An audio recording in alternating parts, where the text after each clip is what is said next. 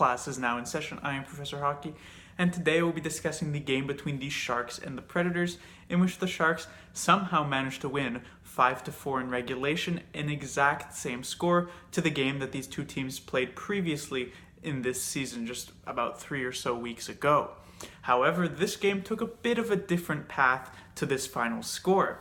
The Sharks came out completely on fire in the first period. They ended up with, I think, 19 shots. They scored 3 goals.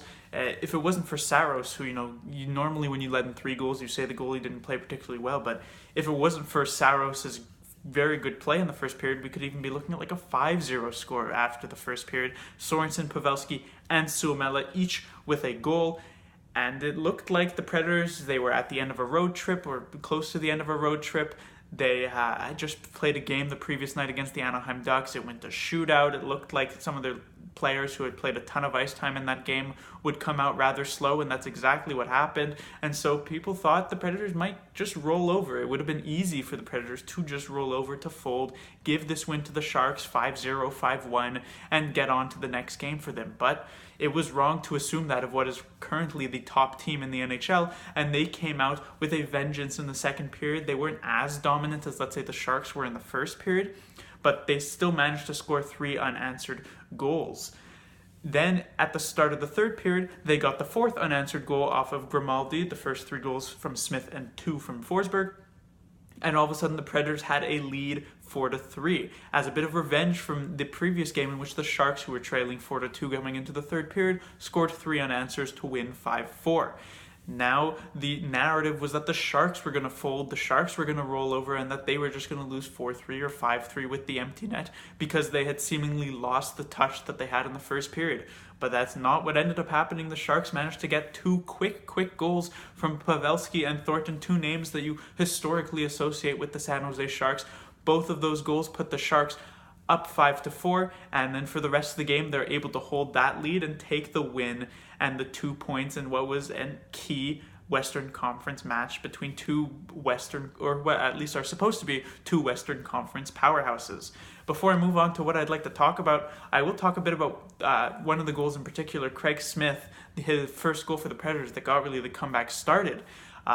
It was a bit of a kicking motion, certainly. We saw a goal earlier tonight, not in the Sharks game, but in a different game, the Islanders versus the Canucks, in which Kuhnhackl had a kicking motion type of goal, and that one was actually called a good goal. The league has become a lot more lenient when it comes to the distinct kicking motions. A lot more benefit of the doubt is given to the players, and so a lot more of these kicking goals are called good goals, and that's what happened tonight. Even Craig Smith, his reaction after he scores this goal, he slams his stick on the ice. It was the Predators commentators, which is what I was watching it on. The Predators commentator tried to pass it up as, he's full of energy, that the Predators' comeback is getting started.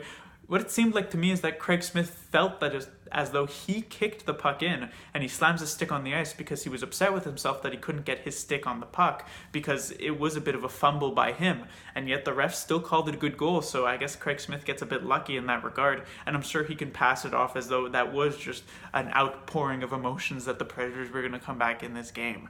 But moving on to what I want to talk about is Marcus Sorensen. First of all, he has another fantastic game, 3 points for him, similar to the game a couple games back against the Minnesota Wild. He was fantastic in the first period on that third line. In the third period, he was put with Pavelski and Thornton due to the Sharks having to shake up their lines because Tomas Hertl didn't play for the third period. Again, hopefully he's not out for too long. Maybe it's something with the head injury. I'm not 100% sure what ended up happening to him, but again, hopefully he's not out for too long. But Sorensen benefits from this. With Pavelski moved on to the Thornton and Sorensen line, they get those 2 quick goals, and it ends up being very good. Sorensen looking like a very good third-line player for the San Jose Sharks moving forward. Next is the power play. Now, the power play for the Sharks for the past few games hasn't been very good. I think in the past 5 games they went 0-10. And tonight in the first period, it actually started quite well for them, like everything did in the first period, really. They scored a power play goal, which was Pavelski's. Then their second power play, which came in the first period as well, was, well, they didn't score. It was pretty good, But then the second period came along, and they got 3 power plays there, including one power play followed by 20 seconds of 5-on-3 because another penalty was called, and then another minute 40 of power play time. And for that entire period, in the second period, I think it was about 3 minutes and 40 or 50 seconds, the Sharks registered 0 shots. And this wasn't a 0 shots that are somewhat misleading because you hit a post or you had a couple grade A chances but you managed to shoot it wide.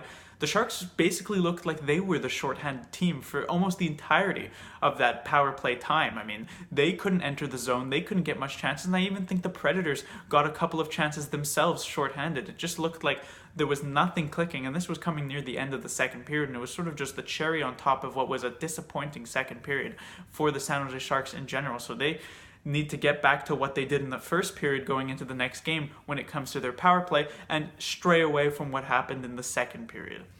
Next is Martin Jones, and this was one that I went back and forth on a lot. You know, at the end of the first period, I was thinking, was I even going to talk about Martin Jones? He had to make a couple of okay saves in the first, but there really wasn't much going on. Then at the end of the second period, I was thinking, I was going the other way. Jones has been horrible, blah, blah, blah, blah, blah. Then the start of the third period, he lets in another goal. I'm thinking maybe I'm going to have to say that Jones was disappointing this game. And then all of a sudden, when it's 4-3 Nashville Predators, Jones makes a miraculous save onto Craig Smith with the 2-on-1, keeps the game within 1 goal. The Sharks score 2, bring it to 5-4. Jones is superb for the last, 8 minutes of the game or however long there was after Thornton scored. And the Sharks end up getting the 2 points. And so I'd like to compare Jones's performance in this game sort of to the Calgary game, the previous one, where I said Jones was fantastic. And, you know, the Predators weren't dominant in the second and third period. They got a couple of very, very good chances, and Martin Jones, unlike in the game against the Flames, was not able to come up consistently enough with big saves, right? In the Flames game, there was the Sam Bennett penalty shot, there was the Mark Jankowski in the slot play, and then you look in this game, Forsberg breakaway, it's a goal, not a save that you hope that Jones, can come up huge with. Grimaldi breakaway, it's another goal. Forsberg 2-on-1, it's another goal. And obviously there's our big defensive mistakes, Hurdle and Braun with the giveaways and Joakim Ryan not making a good enough play on the breakaway with Grimaldi. But it's the saves that Jones was making against the Flames that he was unable to make tonight, at least up until that Predators 2-on-1 where he robs Craig Smith. And so I'm really not 100% sure what to say about this game, right? It's hard to blame Jones on any of those 4 goals besides maybe Forsberg's second, which was on the 2-on-1, but he fails the pass, it gets blocked, then he takes the shot and it goes through the 5-hole of Martin Jones. You could probably pin that one on him, but still it's really hard to get a gauge of how Jones even played tonight. I guess it ended up okay for the Sharks as they managed to score 5 tonight, but I feel as though if they don't get that Thornton goal and they don't get the Pavelski goal, even with Martin Jones making that huge save, I'd be singing a different tune. Finally, I'd like to talk about a few other players who were very good tonight. Joe Thornton scores his 400th goal. I've said in the previous video that he was starting to get back up to the pace of the NHL and he was actually looking quite good. Tonight that continued, got the game-winning goal, looked pretty good just in general even before that.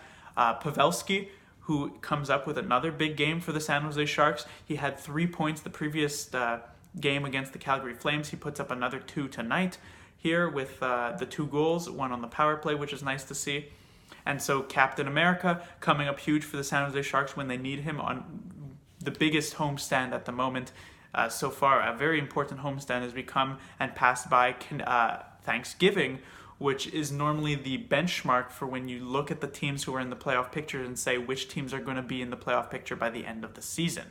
Timo Meier, a player who didn't actually get on the score sheet, I don't believe. Maybe he had an assist somewhere, but I don't think he actually ended up with a point. I thought Meier would actually play a pretty solid game, at least in the offensive zone. I thought he was all around the puck, just couldn't bury any of those great chances, but I really thought Meier was quite on top of things. But that will do it for this review. The San Jose Sharks will be playing against the Maple Leafs on Thursday, a team that just crushed the Los Angeles Kings in a game. Can't really blame the Kings with 2 of their 2 top goaltenders injured. But the Maple Leafs will come into the Shark Tank on Thursday. They are still without William Nylander, who has yet to sign a contract. I doubt even if he signs a contract, let's say tomorrow, that he'll play on Thursday. He'll probably need a couple of moments, so he'll be gone, or a couple days, so he'll be gone for that game. Austin Matthews continues to be injured, so he'll be gone for that game. Still, the Leafs have a very dangerous team. Tavares, Marner, Anderson is playing very, very well so far this season, and so the Sharks need to be on their toes and maybe not have as much of a wild one as they did tonight against that Maple Leafs team. Class dismissed.